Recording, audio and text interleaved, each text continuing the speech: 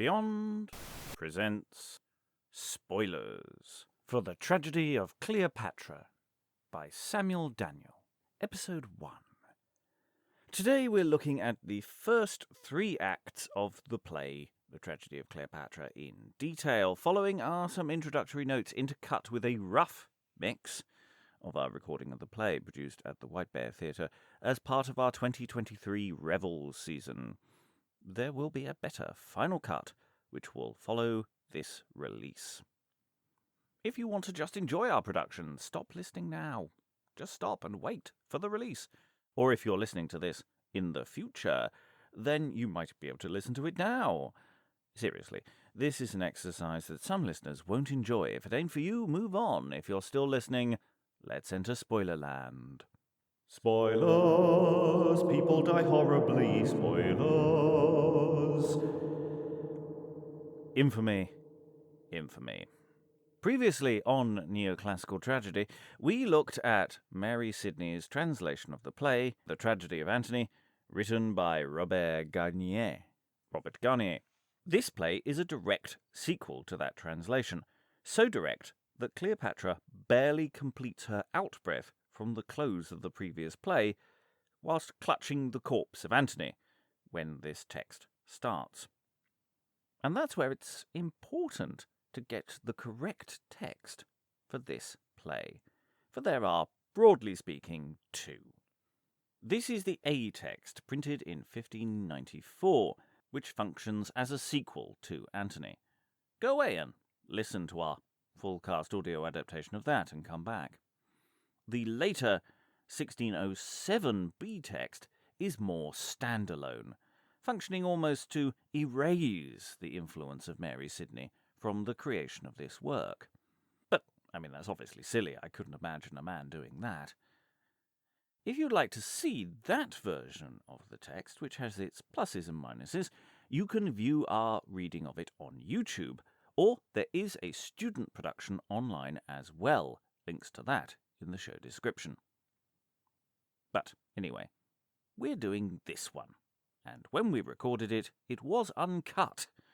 And today we're looking at the first half, with an almost the same company as with our production of The Tragedy of Antony, so there's lots of continuity. Cleopatra is a neoclassical work. It is all that you would expect from the form, a 5-act structure punctuated with a chorus between acts. There's a lot of describing of action that has occurred elsewhere. Think of it as storytelling. We start with Cleopatra alone. In the previous play, she released a long sigh, often editorialized as one of death. May grow, fainting on you, and forth my soul may flow. The first line here picks up from that moment. Yet do I live, and yet doth breath possess this hateful prison of a loathsome soul. Can no calamity, nor no distress break heart and all, and end a life so foul? Can Cleopatra live, and with these eyes beholdst the dearest of her life bereft her? All of which identifies this moment clearly. She is still where she was with the corpse of Antony, the dearest of her life, who she can see. Samuel Daniel has picked up the baton passed to him by Mary Sidney. And Cleo isn't a happy bunny. Why is she still alive when Mark Antony is dead? Why hope? Why carry on? Oh, can she entertain the least surmise of any hope that had but horror left her? Why should I linger longer griefs to try? These eyes that saw what honor earth could give me do now behold the greatest rack of misery. The greatest rack whereto fortune could drive me. he on whose shoulders all my rest relied, on whom the burthen of my ambition lay, the Atlas and champion of my pride, that did the world of my whole fortune sway, lies fallen, confounded, dead in shame and dolors, following the unlucky party of my love, the ensign of mine eyes, the unhappy colours that him to mischief, me to ruin drove. And now, the model made of misery, scorn to the world, born but for fortune's foil, my lusts have framed a tomb for me to lie, even in the ashes of my country's spoil. Fortune's Wheel, getting a thematic callback from the previous play, where the question of where did it all go wrong and who is to blame was uppermost. Look what I have become, is the next thread. Once a powerful queen, now holed up in a tomb with a corpse. Oh. Who would think that I were she who late, clad with the glory of the world's chief riches, admired of all the earth and wondered at, glittering in pomp that heart and eye bewitches, should thus distressed, cast down from off that height, levelled with low disgraced calamity, under the weight of such affliction sigh, reduced unto the extremest misery. Am I the woman whose inventive pride, adorned like Isis, scorned mortality? Is't I that left my sense so without guide, that flattery would not let him know 'twas I? Oh, now I see. They scarce tell truth that praise us. Crowns are beguiled, prosperity betrays us. Ah, maybe power is all a lie. The trappings of power fall off so easily. And now Cleo herself is destined to be a trapping of power herself, led in triumph before Caesar. Caesar being Octavius, soon to be known as Augustus. Brian Blessed, basically. What has become of all that stately train, those troops that wont attend prosperity? See what is left, what number doth remain, a tomb, 2 maids, and miserable I. And I, to adorn their triumphs, am reserved, a captive kept to beautify their spoils, whom Caesar labours so to have preserved, and seeks to entertain my life with wiles. But just because Caesar wants it, doesn't mean he will get it. Cleo can stop his ambitions to lead her out in chains by, well, dying. She is a queen after all. No, Caesar, no. It is not thou canst do it. Promise, flatter, threaten extremity, employ thy wits and all thy force unto it. I have both hands and will, and I can die. Though thou of country, kingdom, and my crown, though thou of all my glory dost bereave me, though thou hast all my Egypt as thine own, yet hast thou left me that which will deceive thee. That courage, with my blood and birth innated, admired of all the earth as thou art now, cannot by threats be vulgarly abated, to be thy slave, that ruled as good as thou. Consider, Caesar, that I am a queen, and scorn the baseness of a servile thought. The world and thou dost know what I have been, and never think I can be so low brought that Rome should see my scepter-bearing hands behind me bound, and glory in my tears. That I should pass, whereas Octavia stands, to view my misery that purchased hers. No, I disdain that head that wore a crown should stoop to take up that which others give. I must not be unless I be mine own. 'Tis sweet to die when we are forced to live. After a brief comparison with Caesar's sister, her kinder rival, she gladly accepts death as a viable option, except she has children. They will be targets after she is gone. Nor had I troubled now the world thus long, and been indebted for this little breath, but that I fear Caesar would offer wrong to my distressed seed after my death. 'Tis that which doth my dearest blood control. 'Tis that, alas, detains me from my tomb. Whilst nature brings to contradict my soul the argument of mine unlucky womb. Here it should be mentioned that this is a neoclassical play, based on sources written by men by an early modern man. We would, I'm sure, want Cleopatra to be a bit less judgy about all the sexy times she'd just had. But, hey, it is what it is. In its defence, at this moment of crisis, this is kind of psychologically valid, because you're likely to question every choice to see if it led to this pretty pass. Oh, luckless issue of a woeful mother, the ungodly pledges of a wanton bed, you, kings designed, now must be slaves to other, or else not be, I fear, when I am dead. And here we shift from character and backstory into something closer to the plot of the play. Cleo is going to lead Caesar on, pretend to agree with his terms, whilst she plays for time to save her children.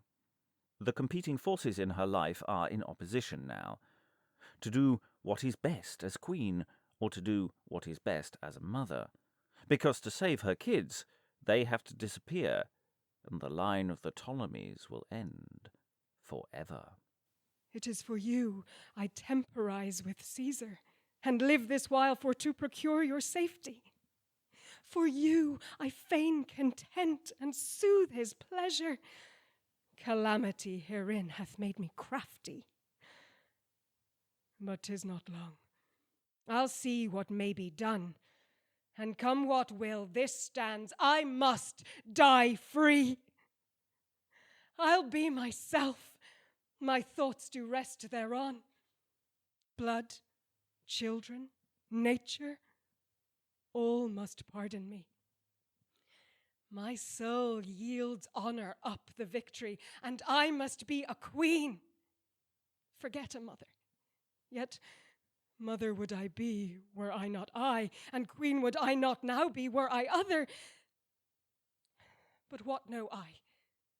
If the heavens have decreed that the sins of Egypt have deserved the Ptolemies should fail and none succeed, and that my weakness was thereto reserved, that I should bring confusion to my state and fill the measure of iniquity, licentiousness in me should end her date begun in ill-dispensed liberty. We return to questioning self-pity. Did I cause all this to happen because of the sex and the parties? If so it be, and that my heedless ways have this so great a desolation raised, yet let a glorious end conclude my days. Though life were bad, my death may yet be praised, that I may write in letters of my blood a fit memorial for the times to come, to be example to such princes good that please themselves and care not what become. And even if the sex was to blame, she's going to make sure she goes out with a bang to show future generations how to do it. Her thoughts return to Antony, which is reasonable, his corpse is right there. And it's a hot country, so he might be a bit ripe by now. And, perhaps with the Battle of Actium on her mind, she uses the sea as her theme. And Antony, because the world doth know that my misfortune hath procured thine, and my improvidence brought thee follow to lose thy glory and to ruin mine. By grappling in the ocean of our pride, to sink each other's greatness both together, both equal shipwreck of our states to bide, and like destruction to procure to either. If I should now our common fault survive, then all the world must hate me if I do it. Sith both our errors did occasion give, and both our faults have brought us both unto it. I being first enamoured of thy greatness, thou with my vanity bewitched wholly, and both betrayed with the outward pleasant sweetness, the one ambition spoiled, the other folly, for which thou hast already duly paid the statute of thy error's dearest forfeit, whereby thy gotten credit was decayed, procured thee by thy wanton deadly surfeit. Ambition, vanity, all those vices which you in no way share with every other public figure in the universe. You died, Antony. Now it's my turn. And only now does Cleopatra know what love is. And next is my turn, now to sacrifice to death and thee the life that doth reprove me. Our like distress I feel doth sympathize, and even affliction makes me truly love thee. Which, Antony, I must confess my fault. I never did sincerely until now. Now, I protest, I do. Now am I taught in death to love in life that knew not how. For whilst my glory in that greatness stood, and that I saw my state and knew my beauty, saw how the world admired me, how they wooed, I then thought all men must love me of duty, and I love none. For my lascivious court, fertile and ever fresh and new choice pleasure, afforded me such bountiful disport that I to think on love had never leisure.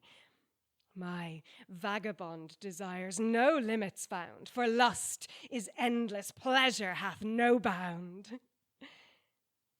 Thou, coming from the strictness of thy city, the wanton pomp of courts yet never learn'st, inured to wars, in woman's wiles unwitty, whilst others feigned, thou fell'st to love in earnest, not knowing women like them best that hover, and make least reckoning of a doting lover. Again, we're into an idea of beauty and aging that itself hasn't aged well. But again, I suspect that Cleopatra was very aware of appearance, even beyond the fetishization of her image. And yet, thou earnest but in my beauty's wane, when new appearing wrinkles of declining, wrought with the hand of years, seemed to detain my grace's light, as now but dimly shining. Even in the confines of mine age, when I, failing of what I was, and was but thus, when such as we do deem in jealousy that men love for themselves and not for us, then, and but thus, thou didst love most sincerely. Oh, Antony, that best deservest it better. This autumn of my beauty bought so dearly, for which, in more than death, I stand thy debtor, which I will pay thee with most faithful zeal, and that ere long no Caesar shall detain me. My death, my love and courage shall reveal, the which is all the world have left to unstain me. I'm coming, Antony. But to get to my death, I must play this last gambit against Caesar. And to the end I may deceive best Caesar, who doth so eagerly my life importune, I must prevail me of this little leisure, seeming to suit my mind unto my fortune, whereby I may the better me provide of what my death and honour best shall fit. A seeming base content must wary hide my last design till I accomplish it, that hereby yet the world shall see that I, although unwise to live, had wit to die. And exit Cleopatra. It's a massive speech, but the play is full of them, and you mustn't be afraid of such things. Do not apologise for the form of the play. That isn't to say you can't trim it, but actually it's a fairly well-constructed speech and will resist your attempts. The switching back and forth between thoughts fits the situation rather well. And anyway, here we switch to the chorus. Now, for our version, we split the chorus into two speakers, but it should be noted it's not designed that way. The chorus, following the writing of Robert Garnier and Mary Sidney, is written in a very different verse form to the rest of the play. There are shorter lines, and they have a very different bounce, which serves in performance as actually quite a nice palate cleanser. Things are not going well. Furies, in the form of the Roman army, are tormenting queen and country. Behold, what furies still torment their tortured breast, who by their doing ill have wrought the world's unrest, which, when being most distressed, yet more to vex their sprite, the hideous face of sin, in forms they most detest, stands ever in their sight. Their conscience still within the eternal larum is, that ever-barking dog that calls upon their miss. No means at all to hide man from himself confined, no way to start aside out from the hell of mind, but in himself confined, he still sees sin before, and winged-footed pain that swiftly comes behind, the which is evermore the sure and certain gain impiety doth get, and wanton lose respect that doth itself forget. It's really choppy and more impressionistic than precise. There's a sense of not quite grasping the precise point, but we're vibing the badness. After these two stanzas, we get to Cleo, and these peeps are not impressed. We're paying for her parties. And Cleopatra now well sees the dangerous way she took, and cared not how, which led her to decay, and likewise makes us pay for her disordered lust, the interest of our blood, or live a servile prey under a band unjust, as others shall think good. This hath her riot won, and thus she hath her state, herself, and us undone. Now every mouth can tell what close was much read, how that she did not well to take the course she did, for now is nothing hid of what fear did restrain. No secret closely done, but now is uttered. The text is made most plain, that flattery glossed upon, the bed of sin revealed, and all the luxury that shame would have concealed. Everyone's saying it. Sin, luxury, slut-shaming on a country-wide scale. And now the scene is death and destruction. That's what comes of having fun, people. The scene is broken down, and all uncovered lies, the purple actors known, scarce men, whom men despise. The complots of the wise prove imperfection's smoke, and all what wonder gave to pleasure-gazing eyes lies scattered, dashed, all broke. Thus much beguiled have poor unconsiderate wights these momentary pleasures, fugitive delights. Thus ends the chorus. Who are they? Following the previous play, these are the citizens of Alexandria, but maybe they're the historians. They are definitely judgy as fuck, and really hammer home this idea that fun equals death, which is a really toxic political idea. It's kind of okay for Cleopatra to have these thoughts because she's in the depths of the situation. There is a motivation for her to question how she's ended up where she is. Under that level of stress, you're not necessarily going to be thinking very rationally. But a chorus feels like the author's mouthpiece. Now, it's reasonable to hold our leaders to a higher standard, and in the thinner end of this wedge, it's reasonable to say that our leaders shouldn't party when the country burns or coughs to death. But is that what this text is doing? And how are we to take that question? Discuss amongst yourselves. Other questions for the staging side of things. Are the chorus on stage throughout, a constant watching presence, or do they just pop up between the acts? And are they doubling, in pragmatic terms, as other characters on stage? And you can double these plays down to a very small cast. Or indeed, you could increase the number of the chorus. We went for 2, it could be the whole company, in effect.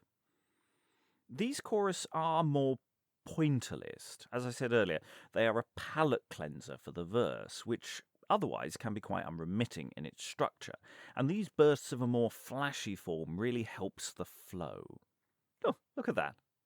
I seem to be almost pro-chorus for once. It doesn't happen often. I just wish they said nicer things. Act 2. Enter Caesar and Proculeius. Unlike the previous play, this play of Cleopatra dances more between the two camps, and we get more from Caesar's side. Well, up to a point. Like the previous play, the title protagonist is always the focus, even when they aren't on. And that's where thinking about this play as storytelling comes in handy, because a large chunk of this scene, and many other scenes later on, relate Cleopatra's words at length. So even though she's not on, she kind of always is. But initially this scene is about Caesar, who is wrestling with a really important political problem. It's all very well crushing your enemy, but how do you win the hearts and minds afterwards? Kingdoms, I see we win. We conquer climates, yet cannot vanquish hearts nor force obedience. Affections, kept in close concealed limits, stand far without the reach of sword or violence. Who forced to pay us duty, pay not love. Free is the heart, the temple of the mind, the sanctuary sacred from above, where nature keeps the keys that loose and bind. No mortal hand force open can that door, so close shut up and locked to all mankind. I see men's bodies only ours, no more. The rest, another's right, the rules the mind. Behold, my forces vanquished have this land, subdued that strong competitor of mine. All Egypt yields to my all-conquering hand, and all their treasure and themselves resign. Only this queen that hath lost all this, all, to whom is nothing left except a mind, cannot into a thought of yielding fall, to be disposed as chance hath her assigned. You can capture the queen, but what then? He then moves on to a report from Proculeius as to what happened during their meeting. Can she be won over? But, Procule, what hope doth she now give? Will she be brought to condescend to live? My lord, what time being sent from you to try to win her forth alive, if that I might, from out the monument where woefully she lives enclosed in most afflicted plight, no way I found, no means how to surprise her, but through a grate at entry of the place, standing to treat, I laboured to advise her to come to Caesar and to sue for grace. Proculeius makes sure it's clear how hard it was to get to Cleo. Make the mission look harder than it was. Good tactic, Proc. And we have our first sense of her response, though as reported speech. She asks for death and clemency. Meanwhile, Proculeius gets Gallus to distract her, while he sneaks in the back way. She said she craved not life, but leave to die. Yet for her children prayed they might inherit, that Caesar would vouchsafe in clemency to pity them, though she deserved no merit. So, leaving her for then, and since of late with Gallus sent to try another time, the whilst he entertains her at the great, I found the means up to the tomb to climb, wherein, descending in the closest wise and silent manner as I could contrive, her woman me descried, and out she cries, "Poor Cleopatra, thou art ta'en alive!" With that the queen wrought from her side her knife, and even in act to stab her martyred breast, I stepped with speed and held and saved her life, and forth her trembling hand the blade did wrest. It's a dramatic moment told as story, and you can see Proc acting this out for his master. Of course, he is the hero of this story, stopping Cleo from using her own knife. "Ah, Cleopatra, why shouldst thou," said I, "both injury thyself and Caesar so, bar him the honour of his victory who ever deals most mildly with his foe? Live, and rely on him whose mercy will to thy submission always ready be." With that, as all amazed, she held her still, 'twixt majesty, confused, and misery. Her proud, grieved eyes held sorrow and disdain, state and distress warring within her soul. Dying ambition dispossessed her reign, so base affliction seemed to control, like as a burning lamp, whose liquor spent with intermitted flames, when dead you deem it, sends forth a dying flash as discontent, that so the matter fails that should redeem it. So she, in spite to see her low-brought state, when all her hopes were now consumed to naught, scorns yet to make an abject league with fate, or once descend into a servile thought. The imperious tongue, unused to beseech, authority confounds with prayers, so words of command, conjoined with humble speech, showed she would live, yet scorned to pray her foe. After which long speech of burning flame imagery, we get to Cleopatra's response. And this is quoted speech, giving a production the option of perhaps using Cleopatra to speak her own words here. There is always this sort of temptation with this kind of text to add dumb show and effectively a flashback, using the quoted speech to create scenes within scenes. Though I should point out for balance that this approach here, just having an actor relate it, does work. Cleopatra asks what Caesar would want in this dark hole. He can have the world. Leave her her death. "Oh, what hath Caesar here to do," said she, "in confines of the dead in darkness living?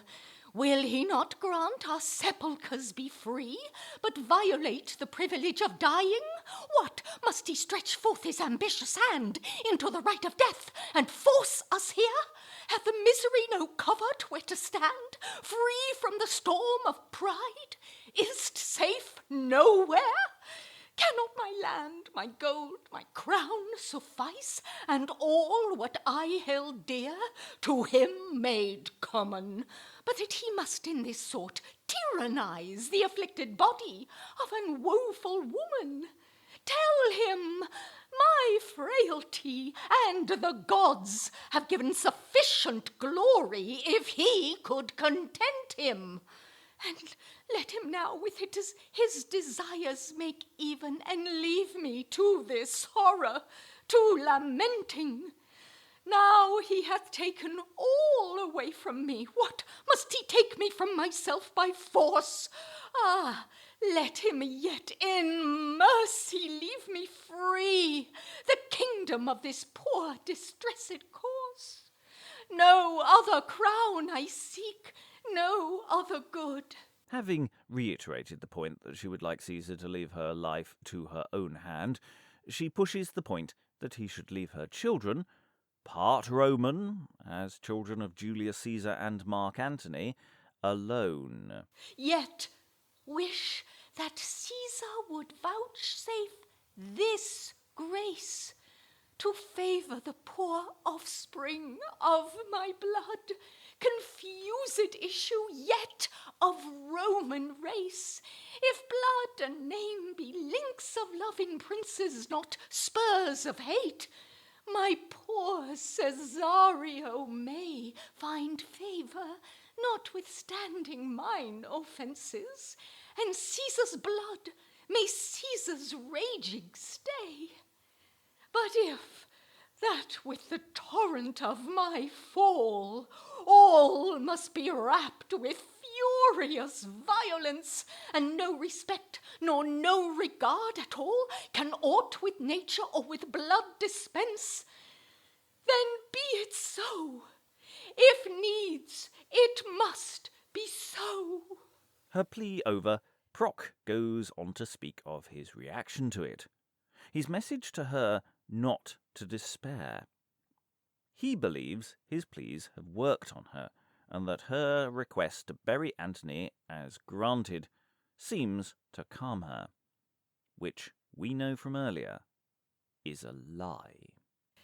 There stays and shrinks in horror of her state when I began to mitigate her woe, and thy great mercies under her relate, wishing her not despair, but rather come and sue for grace, and shake off all vain fears.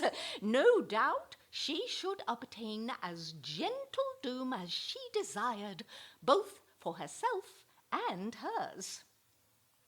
And so, with much ado, well pacified seeming to be, she showed content to live, saying she was resolved thy doom to abide, and to accept what favour thou wouldst give, and herewithal craved also that she might perform her last rites to her lost beloved, to sacrifice to him that wrought her plight, and that she might not be by force removed. At which point we get some stichomythia, verse that responds swiftly between two speakers. Caesar pushes Proc to see if what she said was to be believed. The back and forth is all about the balance between her duty as prince as opposed to her children, as per earlier. Caesar isn't convinced. I, granting from thy part this her request, left her for then, seeming in better rest. But dost thou think she will remain so still? I think and do assure myself she will. Private men found not the hearts of princes, whose actions oft bear contrary pretences. Why, 'tis her safety for to yield to thee. But 'tis more honour for her to die free. She may thereby procure her children's good. Princes respect their honour more than blood. Can prince's power dispense with nature, then? To be a prince is more than be a man. There's none but have in time persuaded been. And so might she too, were she not a queen. Divers respects will force her be reclaimed. Princes, like lions, never will be tamed. A private man may yield and care not how, but greater hearts will break before they bow. And sure, I think she'll never condescend to live to grace our spoils with her disgrace. But yet, let still a wary watch attend to guard her person and to watch the place, and look that none with her come to confer. Shortly myself will go to visit her. She's too great to act so simply. Watch her. Caesar will visit her shortly. And exit Caesar and Proculeius. It's a relatively short scene in what should be stated is not empirically a long play, though the stress of the verse and the work put on the listener is immense. And it doesn't run fast, pushing a running time close to 2 hours.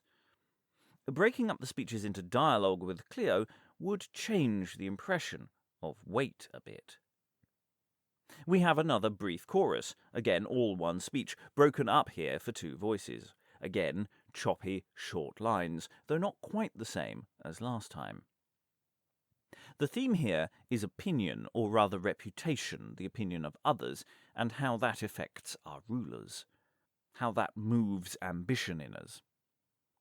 As with the last chorus, it's hard at times to follow the precise argument moment to moment, but the vibe is there. Opinion. How dost thou molest the affected mind of restless man, who following thee never can nor ever shall attain to rest, forgetting what thou sayest is best? Yet lo, that best he finds far wide of what thou promisest before, for in the same he looked for more, which proves but small when once 'tis tried. Then something else thou finds beside to draw him still from thought to thought, when in the end all proves but naught. Farther from rest he finds him than at the first, when he began. Oh, malcontent seducing guest, contriver of our greatest woes, which born of wind and fed with shows, dost nurse thyself in thine unrest, judging ungotten things the best, or what thou in conceit design'st. And all things in the world dost deem, not as they are, but as they seem, which shows their state thou ill defin'st, and liv'st to come in present pin'st. For what thou hast, thou still dost lack. Oh, mind's tormentor, body's rack, vain promiser of that sweet rest, which never any yet possessed. If we give in to ambition, it leads to other vices, luxury, sin, having fun again. If we unto ambition tend, then dost thou draw our weakness on with vain imagination of that which never hath an end? Or if that lust we apprehend, how doth that pleasant plague infest? Oh, what strange forms of luxury thou straight dost cast and entice us by, and tell'st us that is ever best which we have never yet possessed, and that more pleasure rests beside in something that we have not tried. And when the same likewise is had, then all is one and all is bad. All is bad, don't have fun. And having walked this line round the park for 3 stanzas, the chorus apply it to Antony and Cleopatra, whose downfall was all about ambition and opinion and etc., etc. This Antony can say is true, and Cleopatra knows 'tis so, by the experience of their woe. She can say she never knew but that just found pleasures new, and was never satisfied. He can say, by proof of toil, ambition is a vulture vile, that feeds upon the heart of pride, and finds no rest when all is tried. For worlds cannot confine the one, the other lists and bounds hath none, and both subvert the mind, the state, procure destruction, envy, hate. And now, when all this is proved vain, yet opinion leaves not here, but sticks to Cleopatra near, persuading now how she shall gain honour by death and fame attain. And what a shame it were to live, her kingdom lost, her lover dead. And so, with this persuasion led, despair doth such a courage give, that naught else can her mind relieve, nor yet divert her from that thought. To this conclusion all is brought. This is that rest this vain world lends, to end in death, that all thing ends. Having been felled by ambition, all they have left is their reputation. Opinion sticks to Cleopatra, willing her onto a noble, inverted commas, death. On with Act 3, Scene 1. Though Scene 2 arguably runs into it as a continuous bit of action, it is its own unit. It is also the scene that, I think, Samuel Daniel leaves the most alone between the two versions, so he must have really liked it. Enter Philostratus, or Philostratus, and Arius. So these are two philosophers, one in Caesar's camp, Arius, and the other in the Egyptian, Philostratus, or Philostratus, as I personally prefer to say. Philostratus was in the previous play, though a different actor here, and was last heard calling on the people to welcome the Roman invader, if only to avoid being horribly slaughtered. Here Philostratus has clearly been rescued from the Roman advance by a fellow thinker, albeit from the other side, and Philostratus is clearly very grateful for Arius' help amidst all the death and destruction. Oh, deeply, Arius, am I bound to thee, that savedst from death this wretched life of mine, obtaining Caesar's gentle grace for me, when I of all helps else despaired but thine. Although I see in such a woeful state, life is not that which should be much desired. Sith all our glories come to end their date, our country's honour and our own expired. Now that the hand of wrath hath o'ergone us, living as 'twere in the arms of our dead mother, with blood under our feet, ruin upon us, and in a land most wretched of all other, when yet we reckon life our dearest good, and so we live, we care not how we live. So deep we seal impressed in our blood that touch which nature with our breath did give. And yet, what blasts of words hath learning found to blow against the fear of death and dying? What comforts unsick eloquence can sound, and yet all fails us in the point of trying, for whilst we reason with the breath of safety without the compass of destruction living, what precepts shall we then? What courage lofty in taxing others' fears and counsel giving, when all this air of sweet contrived words proves but weak armour to defend the heart. For when this life pale fear and terror boards, where are our precepts then? Where is our art? Oh, who is he that from himself can turn, that bears about the body of a man? Who doth not toil and labour to adjourn the day of death by any means he can? I have to say I'm with Daniel in that I quite like this scene, as it addresses an interesting point. Where are philosophies and principles when confronted by hard facts on the ground? Philostratus is shaken, and is perhaps ashamed that he has begged to survive, and in a moment we get Arius' response. The reply of someone protected by power, whose philosophy turns out to be quite different. All this I speak to the end myself to excuse for my base begging of a servile breath, wherein I grant myself much to abuse, so shamefully to seek to avoid my death. Philostratus, that self-same care to live possesseth all alike, and grieve not then. Nature doth us no more than others give. Though we speak more than men, we are but men. Think no more about it. We are but men. And yet. And Arius seems to drift in his thoughts, and it becomes slowly clear that these two philosophers really do have very different views, especially about political violence.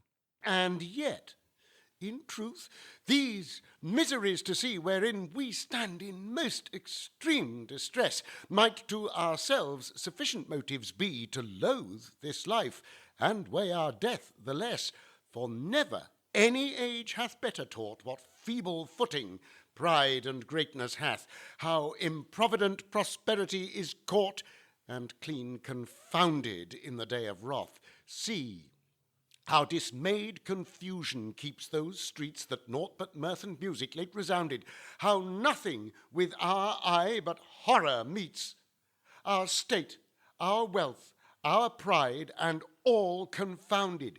Yet what weak sight did not discern from far this black arising tempest, all confounding? Can you see where it's going yet? You're all afraid of death and this terrible calamity, but you know what? It's kind of your own fault for having fun. Who did not see we should be what we are, when pride and riot grew to such abounding, when dissolute impiety possessed the unrespective minds of such a people, when insolent security found rest in wanton thoughts with lust and ease made feeble, then when unwary peace with fat-fled pleasure, new fresh invented riots still detected, purchased with all the Ptolemy's rich treasure, our laws, our gods, our mysteries neglected, who saw not how this confluence of vice, this inundation of disorders must at length of force pay back the bloody price of sad destruction, a reward for lust. It's payback, man. You angered the gods with your themed parties and your shiny things. Fate and fortune's wheel turning once again. Oh, thou and I have heard and read and known of like proud states as woefully encumbered, and framed by them examples for our own, which now among examples must be numbered. For this decree a law on high is given, an ancient canon of eternal date, in consistory of the stars of heaven entered the book of unavoided fate, that no state can, in height of happiness, in the exaltation of their glory stand, but thither once arrived declining, less ruin themselves or fall by others' hand. Thus doth the ever-changing course of things run a perpetual circle, ever turning, and that same day that highest glory brings us to the point of back returning, for senseless sensuality doth ever accompany felicity and greatness. Senseless Sensuality, first draft of a Jane Austen novel. A fatal witch, whose charms do leave us never till we leave all in sorrow for our sweetness. When yet ourselves must be the cause we fall, although the same be first decreed on high, our errors still must bear the blame of all. This must it be, earth ask not heaven why. Don't ask the gods why the bad stuff happened. It's all on you, which means everything we Romans do in response to your Egyptian party time is perfectly justified. Yay! Yet mighty men with wary, jealous hand strive to cut off all obstacles of fear, all whatsoever seems but to withstand their least conceit of quiet held so dear, and so entrench themselves with blood, with crimes, with all injustices their fears dispose. Yet for all this we see how oftentimes the means they work to keep are means to lose. And after all the preamble, we get to the kicker. Augustus naturally has to kill Cleopatra's children because of what she did. And sure, I cannot see how this can stand with great Augustus' safety and his honour, to cut off all succession from our land for her offence that pulled the wars upon her. Philostratus is so horrified he bursts into Sticomythia. Why must the children die? They're innocent. Arius coldly replies, well, they're innocent now, but they will grow up. And being half Roman isn't actually a good thing from our point of view. Why, must her issue pay the price of that? The price is life that they are rated at. Cesario, too, issued of Caesar's blood. Plurality of Caesars are not good. Alas, what hurt procures his feeble arm? Not for it doth, but that it may do harm. Then, when it offers hurt, repress the same. 'Tis best to quench a spark before it flame. 'Tis inhumane an innocent to kill. Such innocence seldom remains so still. Think of the peace that child murder buys. And great people have to be killed for the safety of the people. And then it's all scene mechanics, as he announces the entrance of Caesar and Cleopatra for the big scene. And sure, his death may best procure our peace. Competitors the subject dearly buys, and so that our affliction may surcease, let great men be the people's sacrifice. But see, where Caesar comes himself to try and work the mind of our distressed queen to apprehend some false hope, whereby she might be drawn to have her fortunes seen. But yet, I think, Rome will not see that face that quell her champions blush in base disgrace. Exit Philostratus and Arius. They might stay in the background of the scene. There's a nice sense in the scene of Philostratus, initially relieved to have been saved by Arius, seeing that actually he is just as much part of the Roman military operation as a foot soldier. Sometimes you need a philosopher to create a framework to justify your crimes. See Henry Kissinger. On to Act 3, Scene 2, though effectively the continuation of the previous scene. Enter Caesar, Cleopatra, Seleucus, and Dolabella. Seleucus and Dolabella aren't the primary movers in this scene. Seleucus is there just to get slapped in the face, and Dolabella will come into focus later. Anyway, the scene is mostly a face-off between Caesar and Cleo. We've heard their hopes and plans from the previous acts. We know they are lying to each other, so let's hear them lie. Cleopatra has entered with a veil over her face. Caesar plays on that in his opening remark. What? Cleopatra! Dost thou doubt so much of Caesar's mercy that thou hidest thy face? Or dost thou think thy offences can be such that they surmount the measure of our grace? Cleopatra is in full suppliant mode. Where? Somewhere here she is kneeling, unless the line rise means the veil, but that's a question in staging. Does she kneel from the start? Does she pick a moment to kneel during her speech? If she is kneeling from the top of the scene, how long a pause does Caesar make before speaking? How much power play is he going to play? 2 lying liars, and plenty of time to play with. Unless, of course, lifting it just means the veil, then it's a different decision of when to raise the curtain. All these questions play with the different status of these characters. Anyway, Cleopatra says, "It's not you, it's me. I never thought to kneel before." Caesar, not for that I fly thy sight. My soul this sad retire of sorrow chose, but that my oppressed thoughts abhorring light, like best in darkness my disgraced enclose. And here, to these close limits of despair, this solitary horror where I bide. Caesar, I thought no Roman should repair more after him who here oppressed died. Yet now, here at thy conquering feet I lie, poor captive soul that never thought to bow, whose happy foot of rule and majesty stood late on that same ground thou standest now.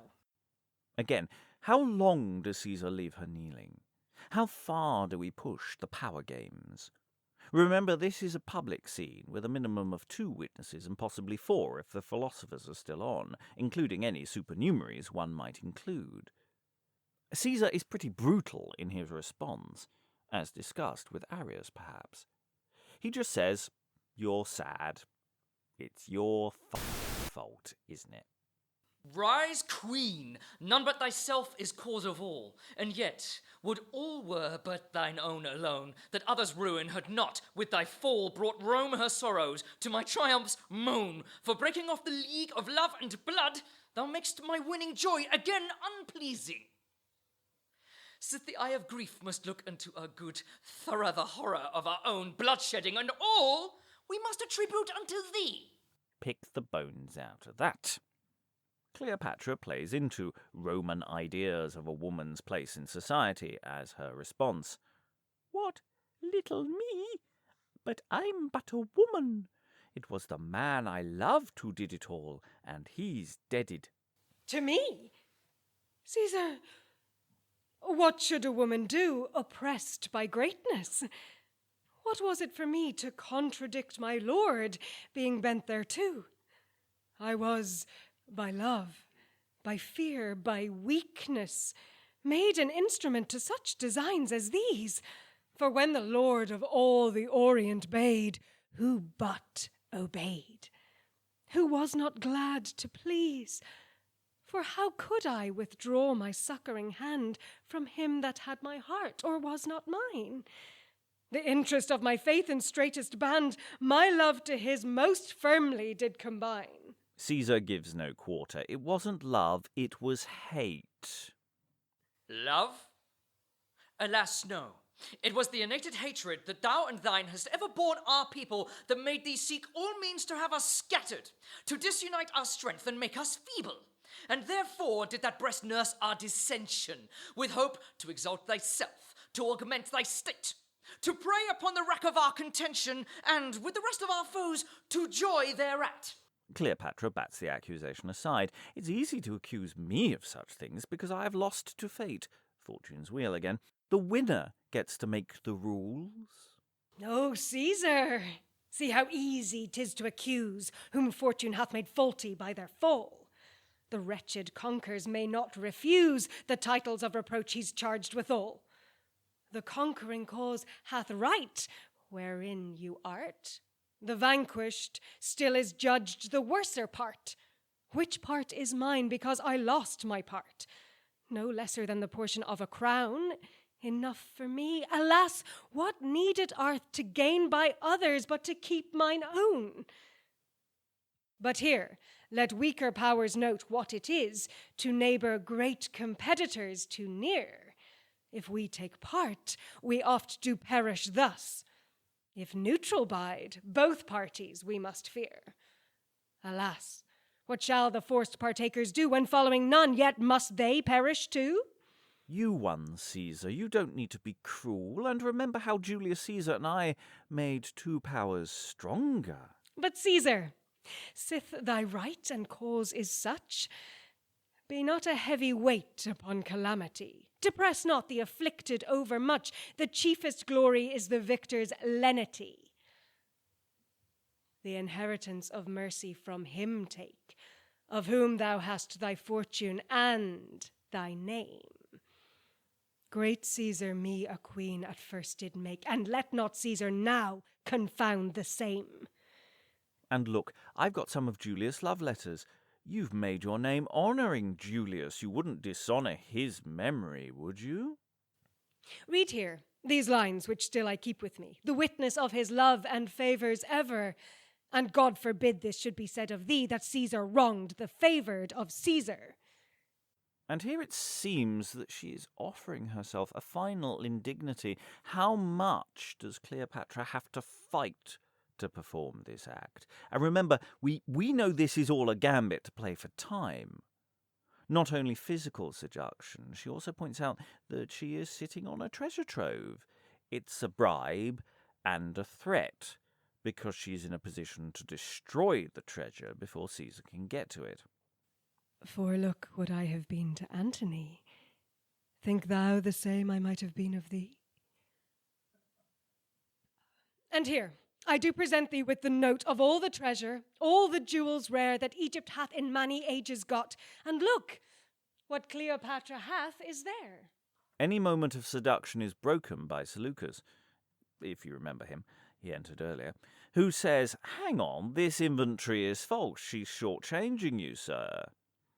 Cleopatra responds in a moment of vocal and possibly physical violence. The facade drops in her act for just a moment. Nay, there's not all set down within that role. I know some things she hath reserved apart. What vile, ungrateful wretch! Darest thou control thy queen and sovereign, caitiff as thou art? Cleopatra pulls it back, but the damage is probably done, assuming that Caesar ever bought this story for a second. If I have held anything back, they're just sentimental treasure chests. I was just keeping them to give to your wife and sister. Honest. Hold. A poor revenge can work so feeble hands. Caesar, what a great indignity is this, that here my vassal subject stands to accuse me to my lord of treachery. If I reserved some certain woman's toys, alas, it was not for myself, God knows. Poor miserable soul that little joys in trifling ornaments, in outward shows. But what I kept to make my way unto thy Livia and Octavia's grace, that thereby in compassion moved they might mediate thy favour in my case. Well, you will get what you get. Caesar is terribly nice to people who yield to him, but I have appointments this afternoon, so you're dismissed. Ouch. Well, Cleopatra, fear not. Thou shalt find what favour thou desirest, or canst expect. For Caesar never yet was found but kind, to such as yield and can themselves subject. And therefore give comfort to thy mind. Relieve thy soul thus overcharged with care.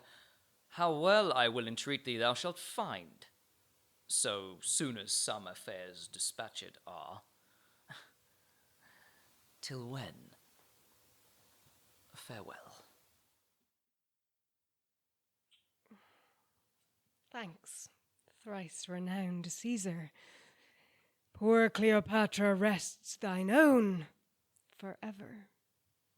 Exit Cleopatra, etc., leaving Dolabella and Caesar, dismissing a queen. That really is a power move. Cold, man, cold. Meanwhile, Dolabella has fallen a bit for Cleo, considering what she's been through. She's amazing. No marvel, Caesar, though our greatest spirits have to the power of such a charming beauty been brought to yield the honour of their merits, forgetting all respect of other duty then, whilst the glory of a youth remained, the wondering object to each wanton eye before a full of sweet, with sorrow waned, came to the period of this misery. If still, even in the midst of death and horror, such beauty shines through clouds of age and sorrow, if even those sweet decays seem to plead for her, which from affliction moving graces borrow, if in calamity she should thus move, what could she do adorned with youth and love? What could she do then, when, as spreading wide, the pomp of beauty in her glory died? When, armed with wonder, she could use beside the engines of her love, hope, and delight? Beauty, daughter of Merveil, oh, see how thou canst disgrace in sorrow's sweetly grace. What power thou showest in a distressed brow, that makes the affliction fair, gives tears their grace. What? Can untressed locks, can torn-rent hair, a weeping eye, a willing face be fair? I see then, artless feature can content, and that true beauty needs no ornament. I mean, it's all a bit male-gazy. A guy going, wow, she's hot, and she's not even got any makeup on. I mean, think how hot she'd be on a good day. I mean, yeah, it's the kind of logic a bloke like this thinks by. And dramatically, it is useful for two reasons. It gives us a reason for what Dolabella does next, and it also highlights how singularly uninterested Caesar is in sex or luxury or fun. You can see the oppositions going on in this play really very clearly. He won't be brought down by pleasures. He's singular and strong, etc. Pull yourself together, Dolabella. It was an act. What, in a passion, Dolabella? What? Take heed, let others' fresh examples be thy warning. What mischiefs these, so idle humours breed, whilst error keeps us from a true discerning? Indeed, I saw she laboured to impart her sweetest graces in her saddest cheer, presuming on the face that knew the art to move with what aspect soe'er it were. She was play-acting, man, and it didn't work, 'cause I am Caesar, and I am in control of myself. But he has been tricked. Cleopatra got what she wanted, a stay to buy time. He thinks she is safe in his clutches. But all in vain. She takes her aim amiss, the ground and mark, her level much deceives. Time now hath altered all, for neither is she as she was, nor we as she conceives. And therefore now 'twere best she left such badness. Folly in youth is sin, in age 'tis madness. And for my part, I seek but to entertain in her some feeding hope, to draw her forth. The greatest trophy that my travails gain is to bring home a prize all of such worth. And now, sith that she seems so well content to be disposed by us, without more stay, she with her children shall to Rome be sent, whilst I by Syria thither take my way. Exeunt. So, they each lied, they each know the other lied, and yet for all this cleverness, Caesar has been tricked. Over to the chorus, again originally a single voice. What is the thread this time? Nemesis, justice, pride. Basically, Egypt was, asking for it.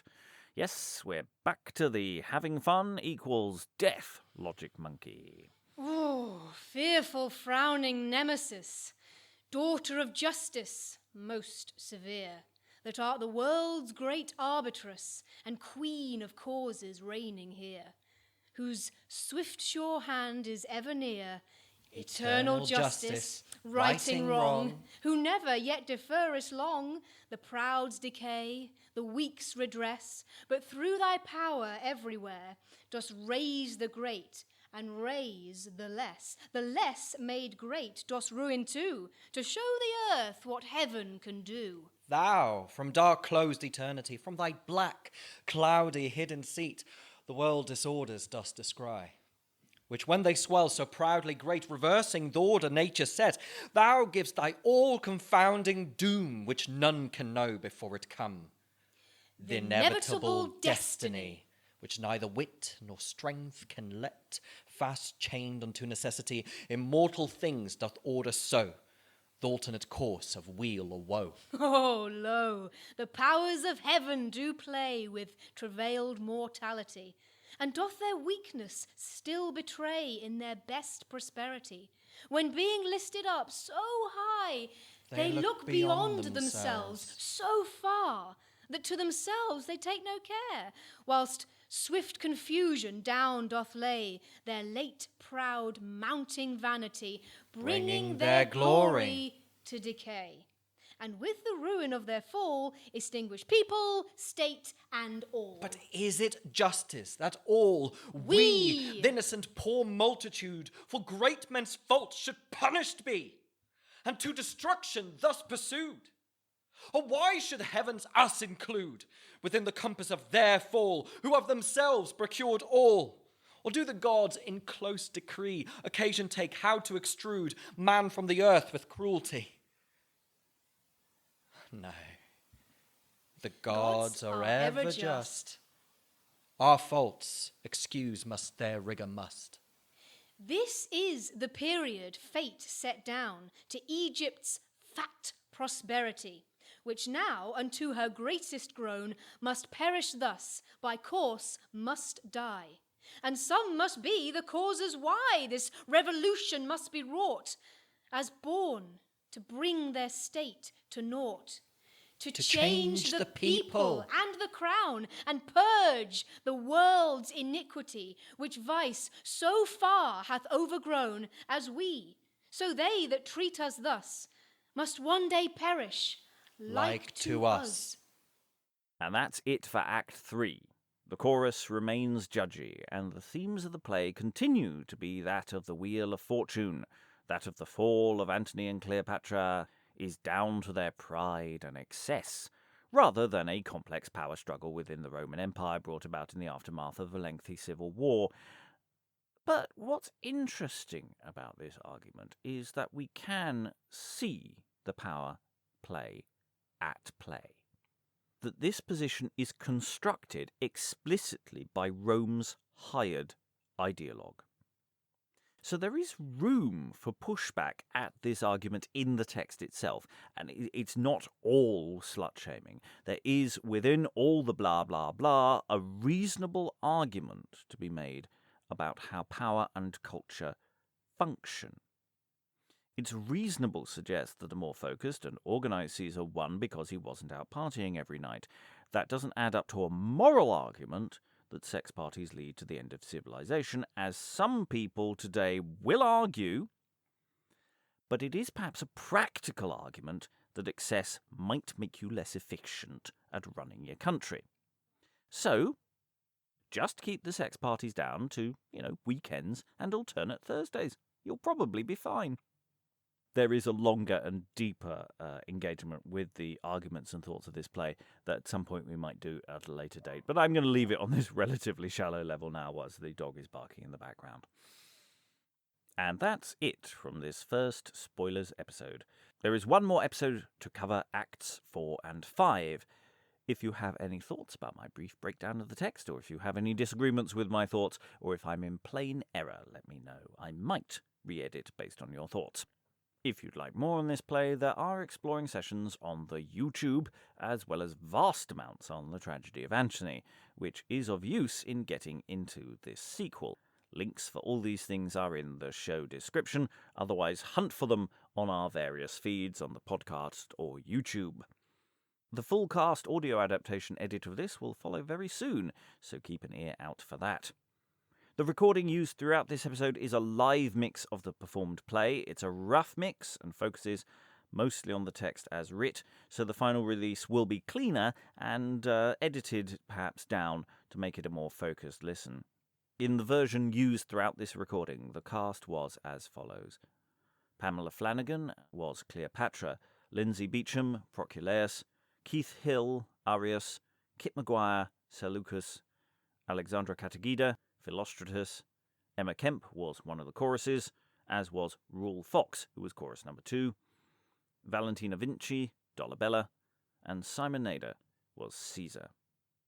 This spoilers episode was hosted and produced by myself, Robert Crighton, for the Beyond Podcast. Follow us on Blue Sky, Facebook, or Instagram at Beyond Shakes. Visit our website at beyondshakespeare.org, or support our work by becoming a patron at patreon.com/Beyond Shakespeare.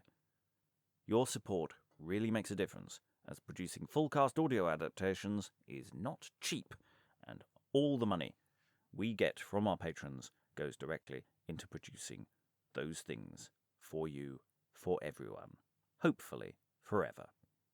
Or at least until the end of civilization as we know it. Goodbye.